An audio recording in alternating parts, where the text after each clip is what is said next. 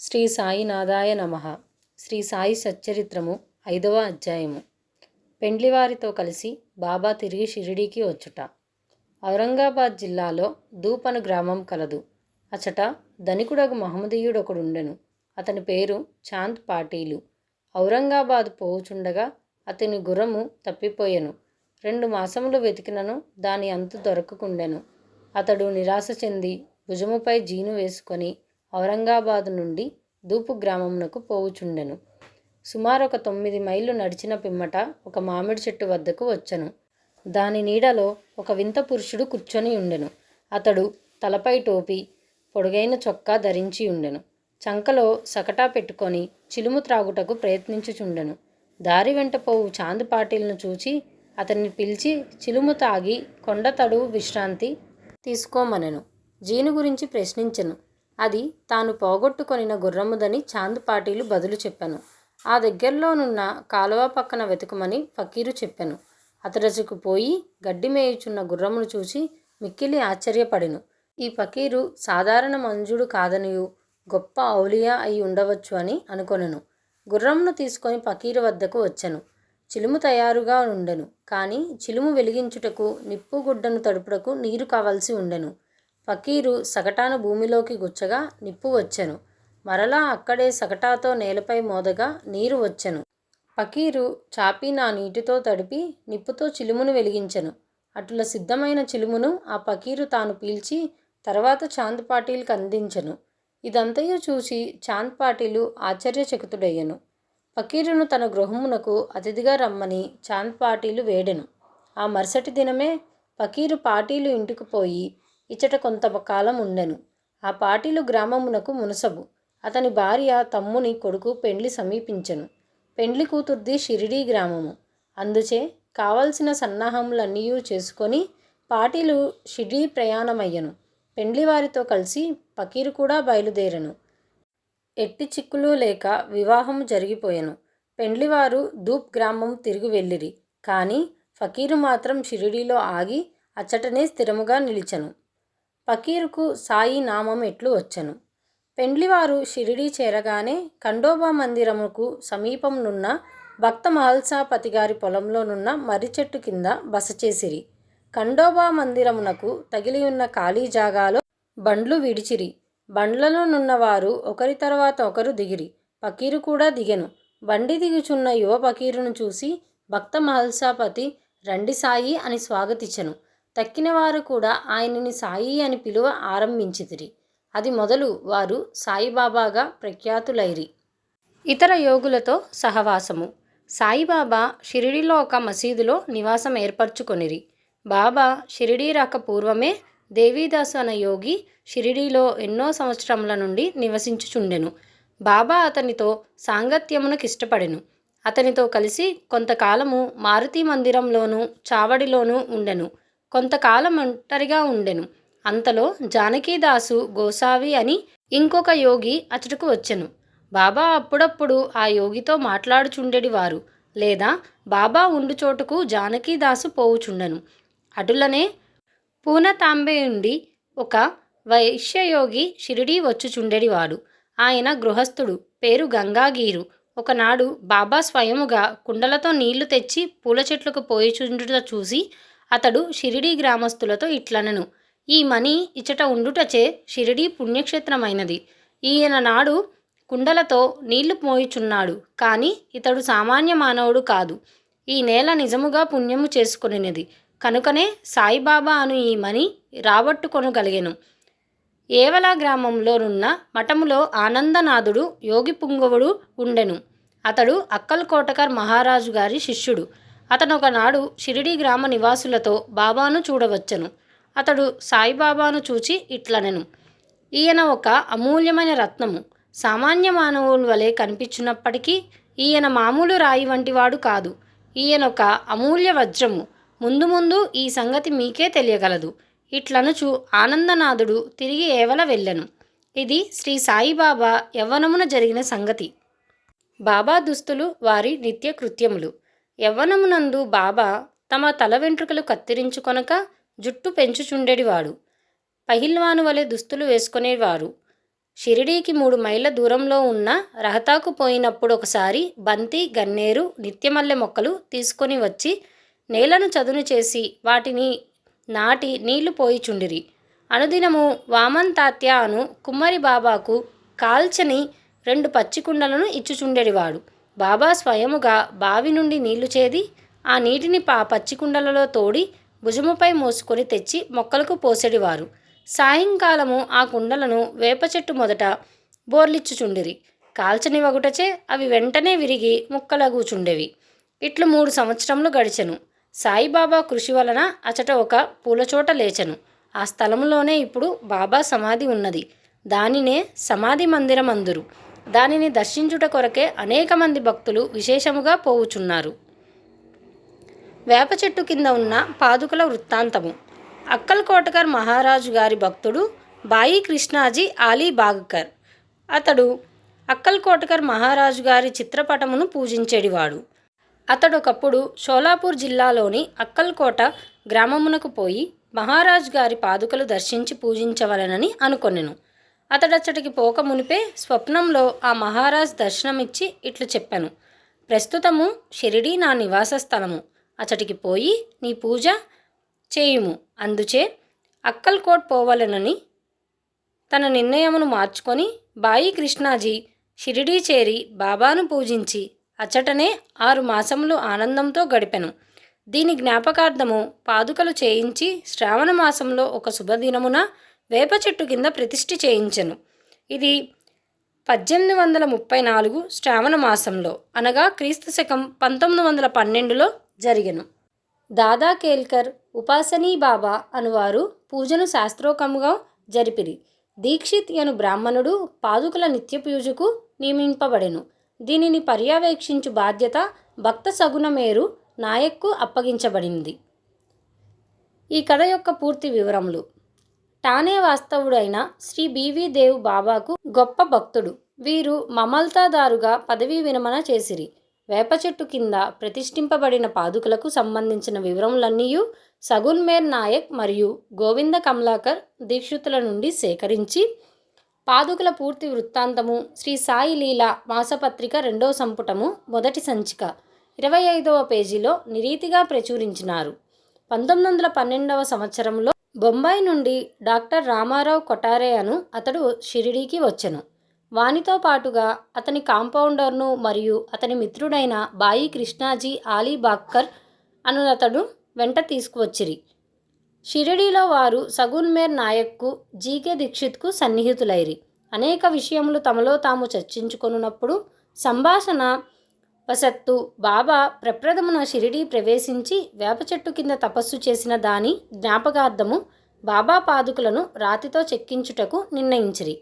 ఈ సంగతి డాక్టర్ రామారావు కొటారేకు తెలిపినచో ఆయన చక్కని పాదుకలు చెక్కించెదరని బాయి కృష్ణాజీ మిత్రుడైన కాంపౌండర్ సలహా ఇచ్చెను. అందరూనూ ఈ సలహాకు సమ్మతించిరి. అప్పటికి బొంబాయి తిరిగి వెళ్ళిన డాక్టర్ గారికి ఈ విషయమును తెలియపరిచిరి. వారు వెంటనే మరలా షిరిడీకి వచ్చి పాదుకల నమూనా రాయించిరి. ఖండోబా మందిరమందున్న ఉపాసిని మహారాజ్ వద్దకు పోయి తాము రాసిన పాదుకల నమూనాను చూపిరి. శ్రీ ఉపాసిని దానిలో కొన్ని మార్పులను చేసి పద్మము, శంఖము, చక్రము మొదలగునవి చేర్చి బాబా యోగశక్తిని, వేప చెట్టు గొప్పదనమును తెలుపు ఈ క్రింది శ్లోకములను కూడా చెక్కమనిరి. సదానింబ వృక్షస్య మూలాదివసాత్ సుధాశ్రావిణం తిక్తమస్య ప్రియం తం తరుం కల్పవృక్షాదికం సాధయంతం నమామీశ్వరం సద్గురం సాయినాథం. ఉపాసని సలహాల నమోదించి పాదుకలు బొంబాయిలో చేయించి కాంపౌండర్ ద్వారా పంపిరి. శ్రావణ పౌర్ణమి నాడు స్థాపన చేయమని బాబా ఆజ్ఞాపించెను. ఆనాడు 11 గంటలకు జీకే దీక్షిత్ తన శిరస్సుపై పాదుకలు పెట్టుకొని ఖండోబా మందిరం నుండి ద్వారకామాయికి ఉత్సవంతో వచ్చిరి. బాబా ఈ పాదుకలను సృష్టించి అవి భగవంతుని పాదుకలని నుడివెను. వానిని వేప చెట్టు మూలమున ప్రతిష్ఠింపుడని ఆదేశించెను. ఆ ముందు రోజు బొంబాయి నుండి పాస్తా సెట్ అను పార్సీ భక్తుడొకడు మనీ ఆర్డర్ ద్వారా 25 రూపాయలు పంపియుండెను. బాబా ఆ పైకమును పాదుకా ప్రతిష్ఠకు ఖర్చు నిమిత్తమిచ్చెను. మొత్తము 100 రూపాయలు ఖర్చైనవి. అందులో 75 రూపాయలు చందాల ద్వారా వసూలు చేసిరి. మొదటి 5 సంవత్సరములు జీకే దీక్షిత్ ఈ పాదుకులకు పూజ చేసెను. తర్వాత లక్ష్మణ్ కచేశ్వర్ జకాడే అను బ్రాహ్మణుడు పూజ చేయుచుండెను. మొదటి 5 సంవత్సరములు నెలకు 2 రూపాయలు చొప్పున డాక్టర్ కొటారే దీపపు ఖర్చు నిమిత్తం పంపుచుండెను. పాదుకుల చుట్టూ కంచె కూడా పంపెను. ఈ కంచెయు పైకప్పును కోపర్గాం స్టేషన్ నుండి షిరిడీ తెచ్చుటకు ఖర్చు సగున్మేర్ నాయక్ ఇచ్చెను. మొట్టమొదట బాయి కృష్ణాజీ అక్కల్కోటకర్ మహారాజ్ భక్తుడు. 1912వ సంవత్సరంలో వేప చెట్టు కింద పాదుకలు స్థాపించినప్పుడు అక్కల్కోటకు పోవుచు మార్గమధ్యమున షిరిడీ అందు దిగెను. బాబా దర్శనము చేసిన తర్వాత అక్కల్కోట గ్రామమునకు పోవలనని బాబా వద్దకేగి అనుమతి నిమ్మనెను. బాబా ఇట్లనను, అక్కల్కోటలో ఏమున్నది, అక్కడికేలా పోయేదవు? అక్కడుండే మహారాజ్ ప్రస్తుతం ఇక్కడే ఉన్నారు, వారే నేను. ఇది విని బాయి కృష్ణాజీ అక్కల్కోట వెళ్ళుట మానుకొనెను.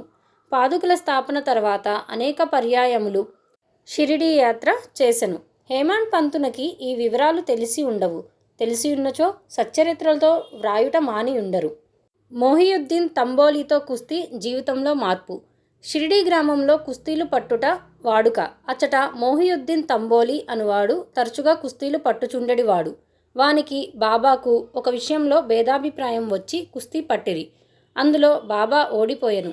అప్పటి నుండి బాబాకు విరక్తి కలిగి తన దుస్తులను నివసించు రీతిని మార్చుకొనెను. లంగోటి బిగించుకొని పొడవాటి చొక్కాను తొడిగి నెత్తిపైన గుడ్డ కట్టుకొనేవారు. ఒక గోనె ముక్కపై కూర్చునేడివారు. చింకి గుడ్డలతో సంతుష్టి చెందేడివారు.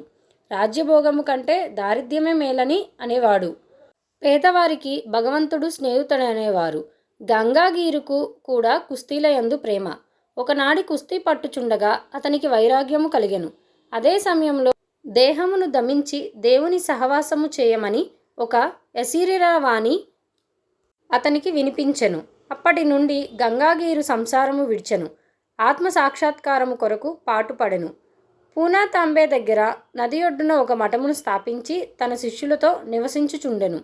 సాయిబాబా జనులతో కలిసిమెలిసి తిరిగేడివారు కాదు. ఎవ్వరితోనూ తమంతట తాము మాట్లాడేవారు కాదు. ఎవరైనా ఏదైనా అడిగిన దానికి మాత్రము జవాబిచ్చువారు. దినములో ఎక్కువ భాగము వేప చెట్టు నీడయందు, అప్పుడప్పుడు ఊరవతల ఉన్న కాలవ ఒడ్డున తుమ్మ చెట్టు నీడన కూర్చునేడివారు. సాయంకాలం ఊరకనే కొంత దూరము నడిచేవారు. ఒక్కొక్కసారి నీమ్గాం పోవుచుండెడివారు. నీమ్గాంలో బాబాసాహెబ్ త్రయంబక్జీ డెంగలే అను అతనిని ఇంటికి తరచుగా పోవువారు. బాబాసాహెబ్ డెంగలే అందు సాయిబాబాకు మిక్కిలి ప్రేమ. అతని తమ్ముని పేరు నానాసాహెబ్. అతడు 2 వివాహములు చేసుకున్నాను, సంతానం కలగలేదు. బాబాసాహెబ్ డెంగలే తన సోదరిని సాయిబాబా వద్దకు పంపెను. బాబా అనుగ్రహంచే నానాసాహెబ్కు పుత్ర సంతానము కలిగిన. అప్పటి నుండి బాబాను దర్శించుటకు ప్రజలు తండోపతండములుగా రాసాగిరి. వారి కీర్తి అంతటా వెల్లడి ఆయను. అహ్మద్నగర్ వరకు వ్యాపించెను. అక్కడి నుండి నానాసాహెబ్ చందోర్కర్, కేశవ్ చిదంబర్ మొదలుగా గల అనేక మంది షిరిడీకి వచ్చుట ప్రారంభించిరి. దినమంతయు బాబాను భక్తులు చుట్టి ఉండేడివారు. రాత్రులందు బాబా పాడుపడిన పాత మసీదునందు శయనించుచుండెడు. పొగ పీల్చుకొను చిలింగొట్టం, కొంత పొగాకు, ఒక రేకు డబ్బా, కఫ్ని, తలగుడ్డ ఎల్లప్పుడూ దగ్గరుంచుకొనుచు సకటా మాత్రమే అప్పటిలో ఆయనకున్న సామానులు. తలపైన ఒక గుడ్డను చుట్టి దాని అంచులను జడవలే మెలిపెట్టి ఉడివేసి ఎడమ చెవిపై నుంచి వెనుకకు వేలాడునట్లు వేసుకొనువారు. తమ దుస్తులను వారముల తరబడి ఉతకకుండా ఉంచువారు. చెప్పులను తొడిగేవారు కారు. దినమంతయు గోనెగుడ్డపైనే కూర్చొనిడివారు. లంగోటి కట్టుకొనిడివారు. చలిని కాచుకొనుటకు దునికెదురుగా కొయ్య చేపట్టుపై తమ ఎడమ చేతి నానించి దక్షిణాభిముఖముగా కూర్చొనివారు. ఆ దునిలో అహంకారమును, కోరికలను, ఆలోచనలను ఆహుతి చేసి అల్లాయే యజమాని అని పలికేవారు. మసీదులో 2 గదుల స్థలము మాత్రముండెను. భక్తులందరూ అచటనే బాబాను దర్శించుచుండిరి. 1912 తదుపరి మసీదుకు కొన్ని మార్పులు చేయబడినవి. పాత మసీదును మరమ్మత్తు చేసి నేలపైన నగిశీరాళ్ళు తాపన చేసిరి. బాబా ఈ మసీదుకు రాకపూర్వం తకియా చాలా కాలము నివసించిరి. బాబా తమ కాళ్లకు చిన్న గజ్జెలు కట్టుకొని సొగసుగా నాట్యము చేసేవారు. భక్తిపూర్వకమైన పాటలు పాడేవారు. నీళ్లను నూనెగా మార్చుట. సాయిబాబాకు దీపములన్న చాలా ఇష్టము. ఊరిలో నూనెను విక్రయించు షావుకార్లను నూనె అడిగి తెచ్చి మసీదు నందు రాత్రి అంతయు దీపములు వెలిగించుచుండేరి వారు. కొన్నాళ్ళు ఇట్లా జరిగెను. ఒకనాడు నూనె ఇచ్చు దుకాణదారులందరూ కూడబలుకుకొని బాబాకు నూనె ఇవ్వకూడదని నిశ్చయించుకునిరి. బాబా వారి దుకాణములకు ఎప్పటి వలె పోగా నూనె లేదనిరి. బాబా కలత చెందక వట్టి ఒత్తులు మాత్రమే ప్రమిదలలో పెట్టి ఉంచెను. నూనె వ్యాపారులు ఆసక్తితో ఇదంతయు గమనించుచుండిరి. అడుగున 2-3 నూనె చుక్కలు మిగిలి ఉన్న తమ రేకు డబ్బాలో నీటిని పోసి కలయబెట్టి ఆ నీటిని త్రాగివేసిరి. ఈ విధముగా ఆ రేకు డబ్బాలోని నూనె అవశేషమును పావనమును చేసిన పిమ్మట మరలా డబ్బాలో నీరు తీసుకొని ఆ నీటిని ప్రమిదలపై నింపెను.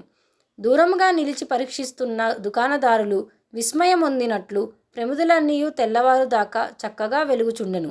ఇదంతయు చూచి ఆ షావుకారులు పశ్చాత్తాపడి బాబాను మన్నింపుమని కోరిరి. బాబా వారిని క్షమించి ఇకపైనైనను సత్యము అంటిపెట్టుకొని ఉండమని హితవు చెప్పి పంపివేసిరి. జౌహర్ అలీ అను కపట గురువు. పైన వివరించిన కుస్తీ జరిగిన 5 ఏండ్ల తర్వాత అహ్మద్ నగర్ నుండి జౌహర్ అలీ అను ఫకీరొకడు శిష్యులతో రహతా వచ్చెను.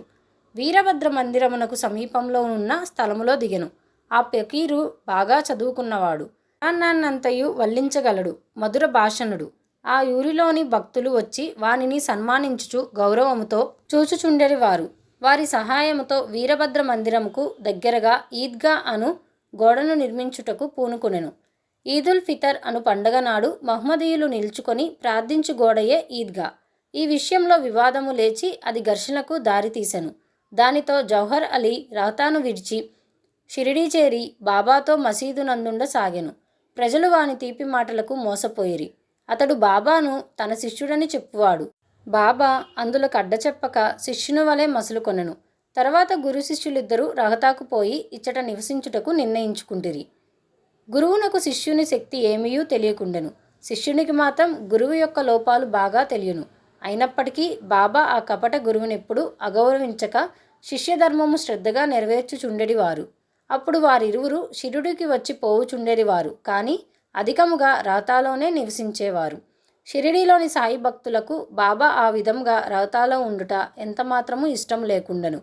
అందుచే వారందరూ కలిసి సాయిబాబాను షిరిడీకి పిలుచుకొని వచ్చుటకు రహతా వెళ్ళిరి. వారు రహతాలో ఈద్గా వద్ద బాబాను ఒంటరిగా చూచి వారిని తిరిగి షిరిడీ తీసుకొని పోవుటకై వచ్చినామని చెప్పిరి. జౌహర్ అలీ ముక్కోపి అని, ఆయన తనను విడిచిపెట్టడని, అందువలన వారు తన యందు ఆశ విడిచి ఫకీరు అక్కడకు వచ్చు లోపల షిరిడీ మరల వెళ్ళుట మంచిదని బాబా వారికి సలహా ఇచ్చెను. వారిట్లు మాట్లాడుకొనుచుండగా జౌహర్ అలీ అక్కడికి వచ్చి బాబాను తీసుకొని పోవుటకు ప్రయత్నించుచున్న షిరిడీ ప్రజలపై మండిపడెను. కొంత వాదోపవాదములు జరిగిన పిమ్మట గురు శిష్యులిద్దరూ తిరిగి షిరిడీ పోవుటకు నిన్నమైనది. వారు షిరిడీ చేరి అచ్చటనే నివసించుచుండిరి. కొన్ని దినముల పిమ్మట దేవీదాసు ఆ కపట గురువును పరీక్షించి అతడి బండారము బయటపెట్టెను. చాంద్ పాటిల్ పెళ్లి బృందంతో బాబా షిరిడీ వచ్చుటకు 12 సంవత్సరముల ముందే 10-12 ఏళ్ల వయసులో దేవీదాసు షిరిడీ చేరెను. వారు మారుతి దేవాలయంలో ఉండేవారు. దేవీదాసు చక్కని అంగసౌష్టము తేజోవంతములైన నేత్రములు కలిగి జ్ఞాని వలె కనిపించుచుండెను. తాత్యా పాటీలు, కాశీనాథ్ షింపి మొదలగు గల అనేక మంది దేవీదాసును తమ గురువుగా భావించెడివారు. వారు జౌహర్ అలీని దేవీదాస్ వద్దకు తీసుకొని వచ్చిరి. వారి మధ్య జరిగిన వాదంలో జౌహర్ అలీ చిత్తుగా ఓడిపోయి షిరిడీ నుంచి పలాయనకు చిత్తగించెను. ఆ తరువాత అతడు వైజాపూర్లో ఉండి చాలా ఏండ్ల తర్వాత షిరిడీ తిరిగి వచ్చి బాబా పాదములపై పడెను. తాను గురువు సాయిబాబా శిష్యుడను భ్రమ వాని మనస్సు నుండి తొలగి తన ప్రవర్తనకు పశ్చాత్తాపడెను. సాయిబాబా వానిని యథారీతి గౌరవముగానే చూచెను. ఈ విధముగా శిష్యుడు గురువునెట్లు సేవింపవలెనో, ఎట్లు అహంకార మమకారములను విడిచి గురు శుశ్రూష చేసి తుదకు ఆత్మ సాక్షాత్కారమును పొందవలెనో బాబా నిరూపించెను. ఈ కథ భక్త మహల్సాపతి చెప్పిన వివరముల ఆధారంగా రాయబడినది. 5వ అధ్యాయం సంపూర్ణము. సద్గురు శ్రీ సాయినాథార్పణమస్తు.